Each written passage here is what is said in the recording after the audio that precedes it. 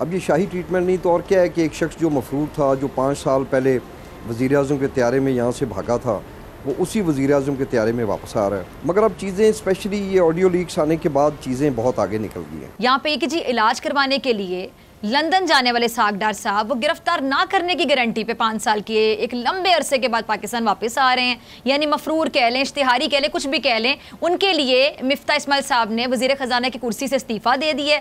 अब इसहाक डार साहब आते ही वज़ारत ख़जाना का चार्ज भी संभाल लेंगे, तो इस पर आप क्या कहेंगे? यहाँ किसने मॉरल ग्राउंड्स पे रिजाइंस देने हैं? यहाँ तो इस तरह के लोग जो इश्तिहारी हैं, फरारी हैं, मफरूर हैं, वो आ रहे हैं गारंटियां लेके और वो कह रहे हैं जी हम वजारत संभालेंगे, मईशत ठीक करेंगे।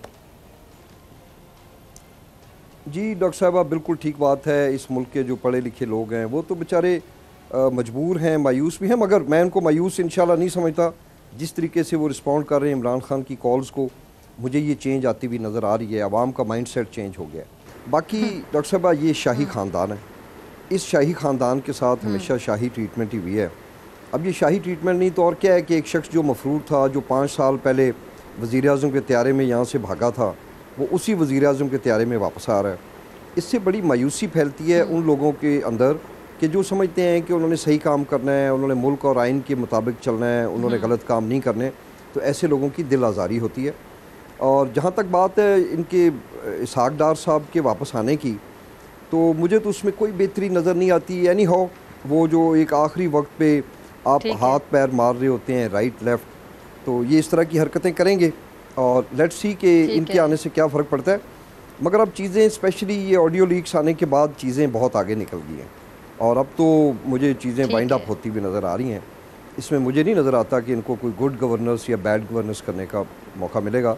लेट्स होप कि अगले चंद दिनों में क्या होता है, लेट्स सी। ठीक है, उसामा आपकी तरफ आना चाहूँगी। आप अग्री करते हैं डोगर साहब की बात से, वो जिस तरह कह रहे हैं, और दूसरा मौलाना साहब कह रहे हैं जी मईशत जो ठीक करने के लिए इस टाइम पे इसहाक डार साहब ही ज़रूरी हैं।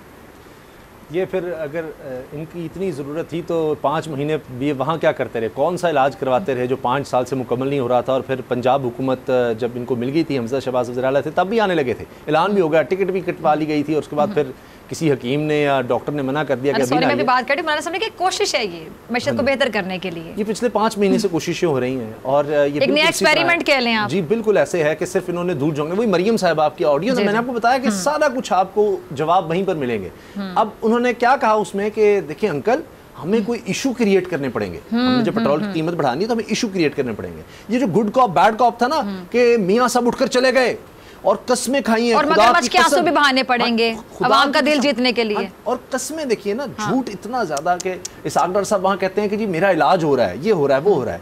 कोई और मुल्क को आप यकीन करें, इसी बात पर वो कभी उनको क्या, उनकी नस्लों तक को वोट नहीं देंगे कि जो ये झूठ बोलते हैं। वहां बैठकर झूठ बोलते, मेरा इलाज हो रहा है। अब कहाँ गया जी इलाज?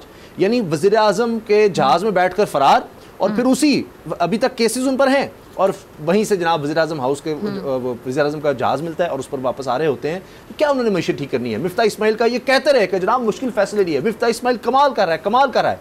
अब कह रहे हैं कि जी उसने गलत फैसले किए। यहीं से आप देखिए ना, झूठ पर झूठ।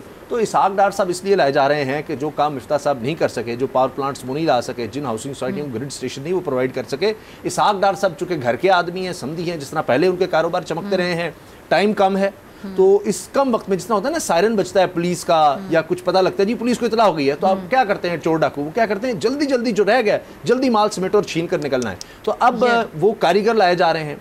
इसहाक डार साहब के हवाले से बड़ी अहम मीटिंग्स में ये आप देखें, जावेद चौधरी साहब सीनियर साफ़ी हैं, उनका कॉलम छप चुका है, वो उस पर खड़े हैं और वो कहते हैं जी वहाँ पर बात होती रही कि जी जितना बेड़ा गर्क इसहाक डार ने इस मुल्क का किया, इस मईशत का किसी ने नहीं किया। मेरी टैक्सी में बैठ जाओ, जहां तक ले जाऊंगा।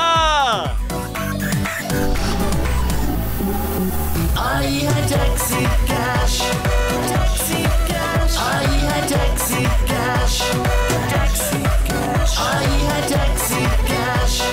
कभी टैक्सी वाले ने सवारी को किराया दिया, सुना है ये सीट नहीं हॉट सीट है।